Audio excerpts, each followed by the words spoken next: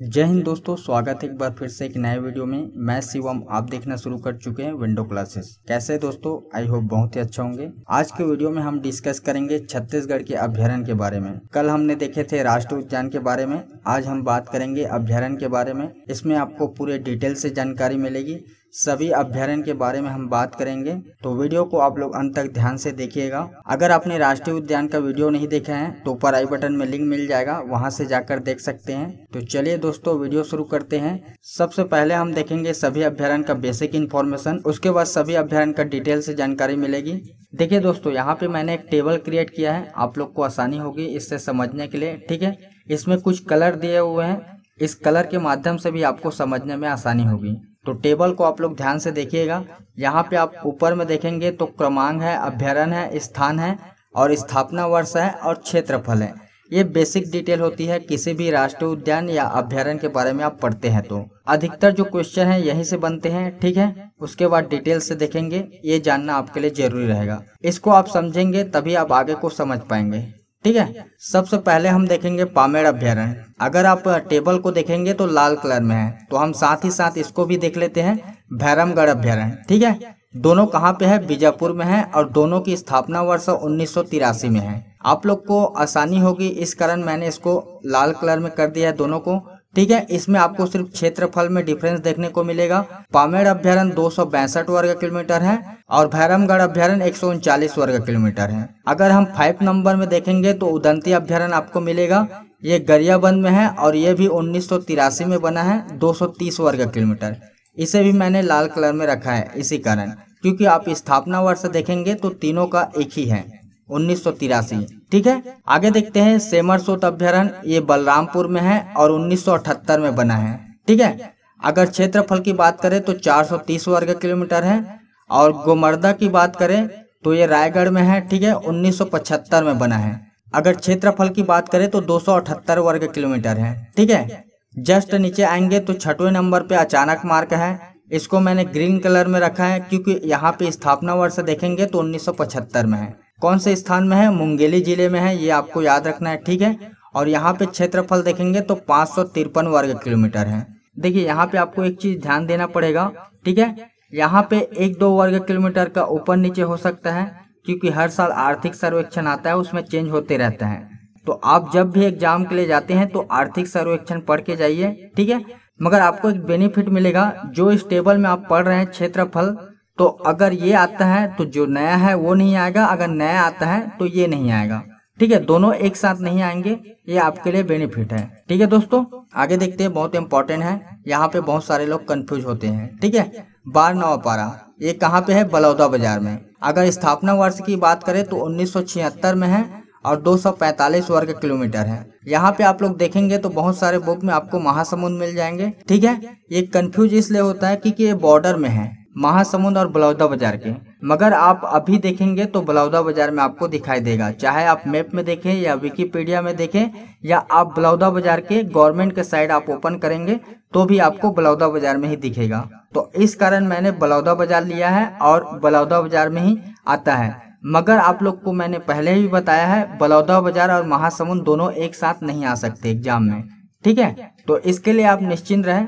बहुत सारे लोग कमेंट करेंगे कि सर महासमुंद आ जाएगा तो क्या करेंगे, एक साथ नहीं आएगा। ठीक है, आगे बढ़ते हैं, 8वें नंबर पे देखते हैं। यहाँ पे आपको येलो कलर, पीला कलर देखने को मिलेगा। ठीक है, सीता नदी अभ्यारण्य, यहाँ पे आप लोग ध्यान नहीं देंगे तो भी चल जाएगा, मैं आगे नोट में करा दूंगा, मगर यहाँ आप साथ ही साथ देख सकते हैं, सबसे प्राचीन है। ठीक है, कहाँ पे है? धमतरी में, 1974 में बना है, ये 559 वर्ग किलोमीटर। 9वें नंबर पे बात करेंगे तो भोरमदेव। ठीक है, सबसे नवीन है, कहाँ पे है? कवर्धा में है, 2001 में बना है, 163 वर्ग किलोमीटर। मैंने इस टेबल को पीला कलर इसलिए रखा है क्योंकि अपोजिट है, सीता नदी सबसे प्राचीन है और भोरमदेव सबसे नवीन है। वैसे ही आप लोग नीचे में भी देखेंगे तो 10वें नंबर पे बादल खोल अभ्यारण्य है, जो सबसे छोटा है। ठीक है, कहाँ पे है? जसपुर में है, 1975 में बना है और 105 वर्ग किलोमीटर है। ठीक है, सबसे छोटा। 11वें नंबर पे आप लोग देखेंगे तो तोमर पिघला अभ्यारण्य है, सबसे बड़ा है, ये अभी पुलिस के एग्जाम में देखने को मिला था। कहाँ पे है? सूरजपुर में है, 1978 में बना है और 608 वर्ग किलोमीटर है, ये आपको याद रखना है, सबसे बड़ा है। ठीक है, तोमर पिघला और सबसे छोटा बादल खोल अभ्यारण्य। ठीक है। अगर सबसे प्राचीन की बात करें तो सीता नदी अभ्यारण्य और सबसे नवीन की बात करें तो भोरमदेव अभ्यारण्य। ठीक है दोस्तों, तो ये आपको आसानी होगी, इस कारण मैंने टेबल में इसको क्रिएट किया है। आगे हम लोग इम्पोर्टेंट फैक्ट देखेंगे, उसमें आपको और क्लियर हो जाएगा। तो आगे बढ़ते हैं दोस्तों, अब सभी अभ्यारण्य का हम थोड़ा सा डिटेल देखेंगे। वैसे अभ्यारण्य से ज्यादा क्वेश्चन नहीं बनते, राष्ट्रीय उद्यान से क्वेश्चन बनते हैं। अगर अभ्यारण्य से क्वेश्चन बनेगा तो ये 3 ही पॉइंट है जहाँ से क्वेश्चन बन सकता है। एक आपका स्थान हो गया, सेकेंड स्थापना हो गया और तीसरा क्षेत्रफल हो गया। और अधिक से अधिक वहाँ पे कौन से जानवर पाए जाते हैं ये पूछा जा सकता है। ठीक है दोस्तों, तो सबसे पहले हम देखते हैं तोमर पिगला अभ्यारण्य कौन से जिला में है, सूरजपुर जिला में है। स्थापना हमने देख लिया 1978 में। क्षेत्रफल है 608 वर्ग किलोमीटर। अगर हम इस अभ्यारण्य की विशेषताएं की बात करें तो यहाँ पे सर्वाधिक मात्रा में नीलगाय पाई जाती है और यह छत्तीसगढ़ राज्य में क्षेत्रफल की दृष्टि से सबसे बड़ा अभ्यारण्य है, जो मैंने ऊपर आप लोग को बता दिया है। तो ये 2 चीज आपको याद रखना है तोमर पिगला अभ्यारण्य से। ये अभ्यारण्य इम्पोर्टेंट है दोस्तों, व्यापम में भी पूछा जा चुका है और पुलिस के एग्जाम में भी बन चुका है। आगे बढ़ते हैं, सेमरसोत अभ्यारण्य ये बलरामपुर जिले में है। ठीक है। अगर स्थापना की बात करें तो 1978 में।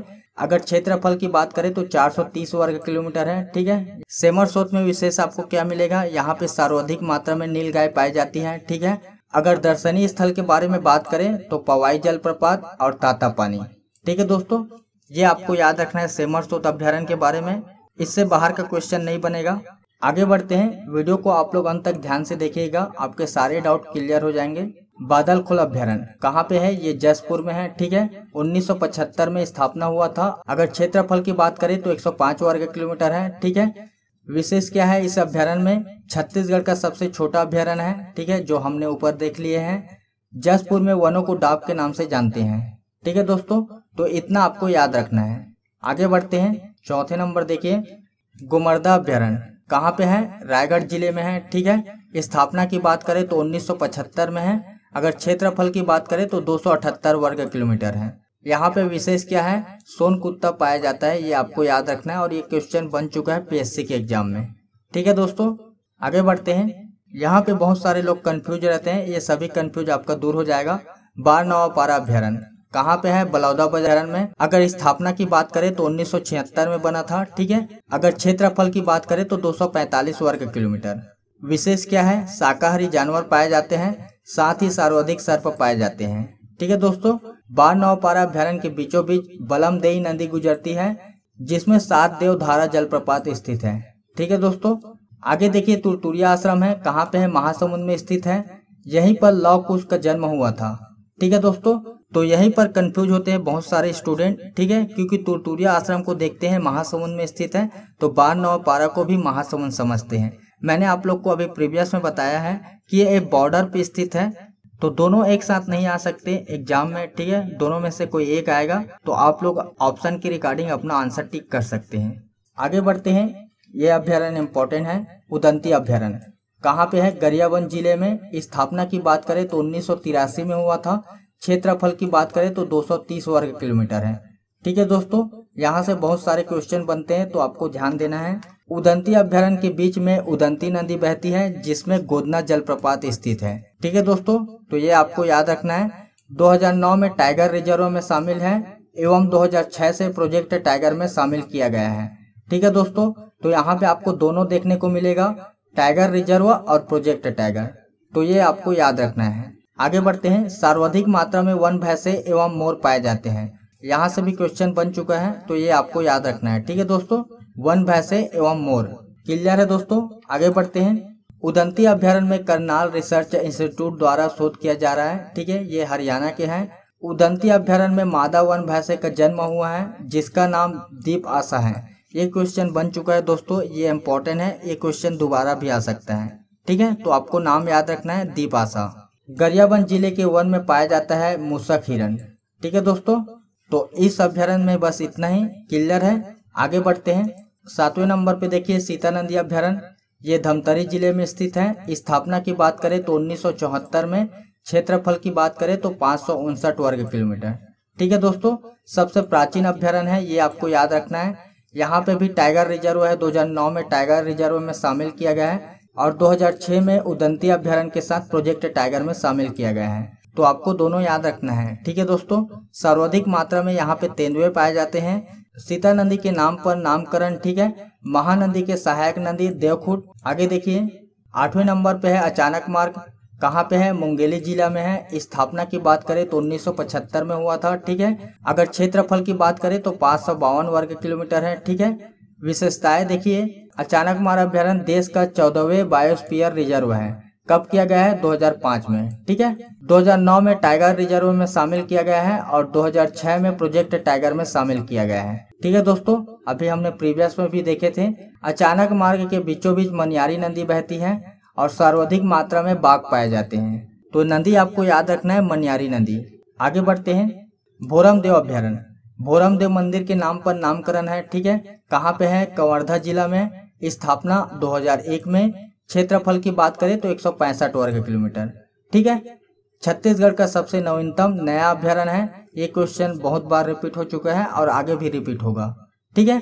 तो इस अभ्यारण्य से बस इतना ही। आगे बढ़ते हैं 10वें नंबर पे। देखिए 10वें नंबर पे है भैरमगढ़ अभ्यारण्य। कहाँ पे है, बीजापुर में है। 1983 में स्थापना हुआ था। अगर क्षेत्रफल की बात करें तो 139 वर्ग किलोमीटर है, ठीक है। तो ये बीजापुर में है। 10वें नंबर पे भैरमगढ़, ठीक है। और 11वें नंबर पे ये भी बीजापुर में है। ये आपको याद रखना है, इस कारण मैंने दोनों को साथ में रखा है। पामेड़ अभ्यारण्य, ये बीजापुर जिले में है और स्थापना की बात करें तो 1983 में है। क्षेत्रफल की बात करें तो 262 वर्ग किलोमीटर है। तो ये सभी 11 अभ्यारण्य कंप्लीट होता है, ठीक है। अब हम इम्पोर्टेंट फैक्टर देखेंगे जहां से भी क्वेश्चन बनते हैं, ठीक है। यहाँ से आपको ध्यान देना है दोस्तों।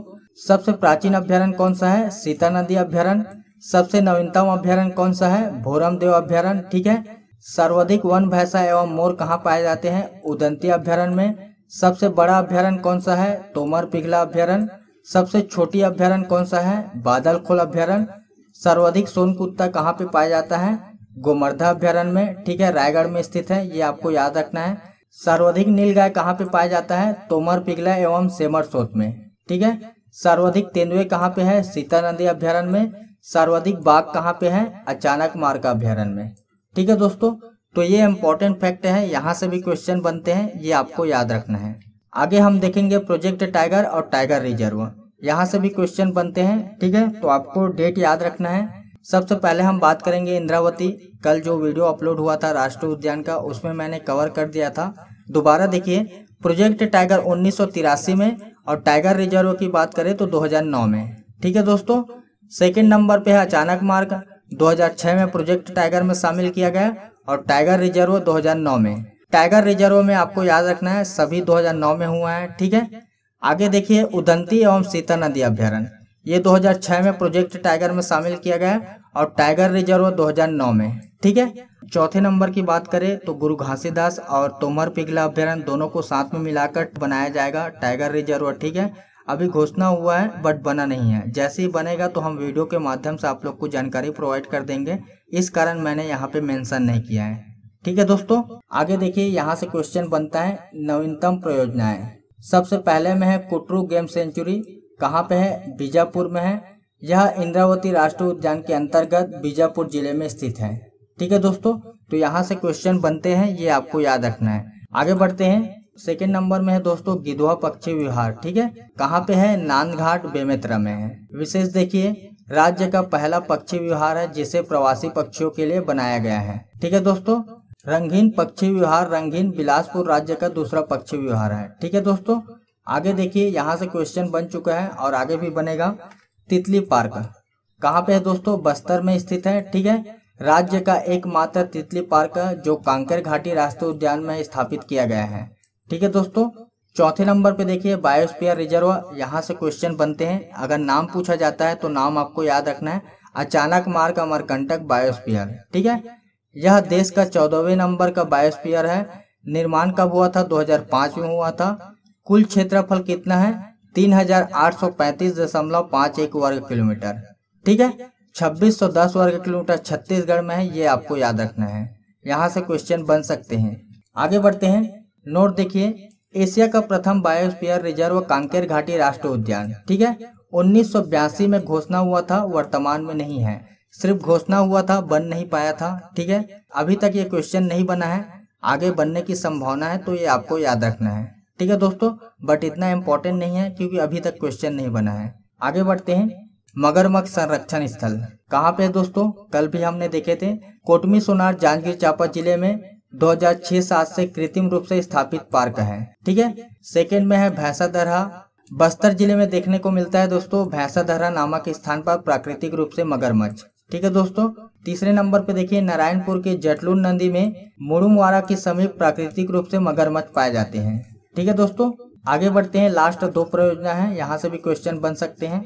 गजराज परियोजना हाथी के लिए। ठीक है दोस्तों। शुभारंभ कब हुआ था, 2014 में। क्रियान्वयन क्षेत्र है जसपुर, बलरामपुर, सरगुजा, रायगढ़ और कोरबा। ठीक है।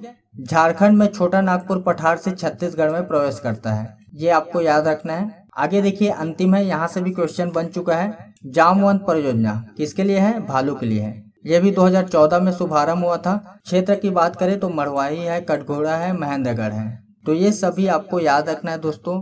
तो इस वीडियो में आपको कंप्लीट जानकारी मिलती है। दोनों टॉपिक मैंने कवर कर दिया है, अभ्यारण्य और राष्ट्रीय उद्यान। ठीक है दोस्तों। तो इस प्रकार से आप लोग को जानकारी याद रखनी है। आई होप जो मैं आप लोग को समझाना चाह रहा था समझ गए होंगे। तो ये सभी अभ्यारण्य आपका कंप्लीट होता है दोस्तों। तो आज के वीडियो में बस इतना ही। वीडियो के रिगार्डिंग कोई भी क्वेश्चन है या डाउट है तो आप हमें कमेंट कर सकते हैं। मिलते हैं नेक्स्ट वीडियो में। जब तक खुश रहे, दूसरों को भी खुश रखें। जय हिंद।